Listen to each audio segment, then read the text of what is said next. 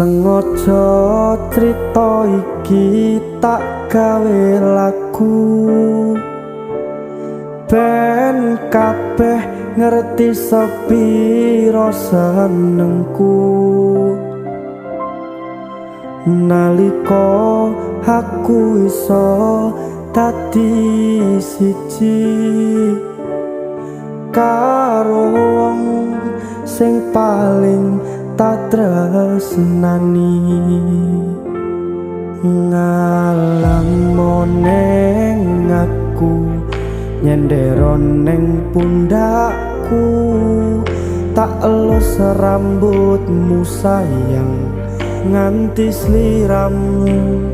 ngerasa nyaman mung sliramu siji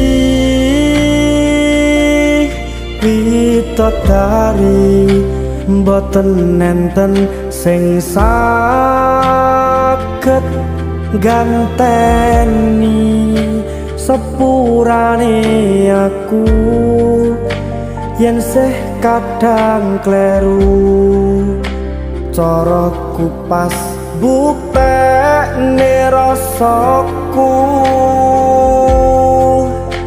sabar kanthi mbaturi aja kesel ngancani lan resnani baturana neng kene nggawa tresno nganti nyawa lan raga wis ra gathukno.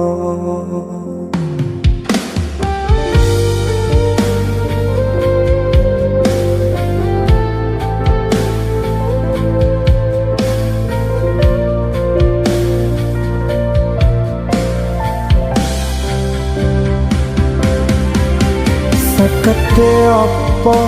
masalah awak dhewe kudu nguatne bareng-bareng neng kene tekan patine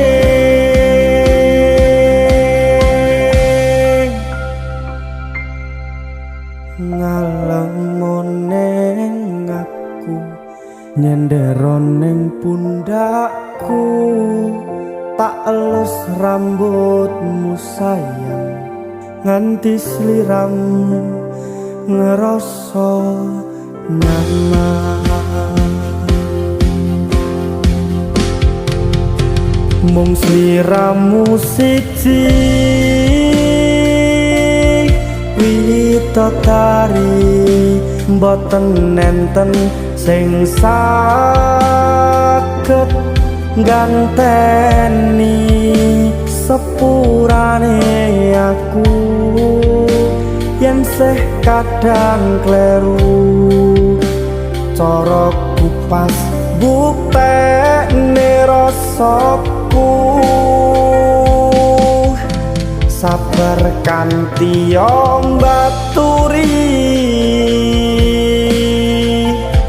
aja kesel ngancani lan resnani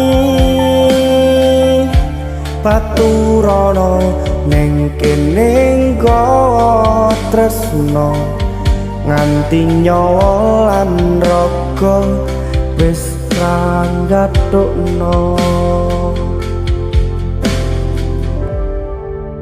tak elus rambutmu sayang nganti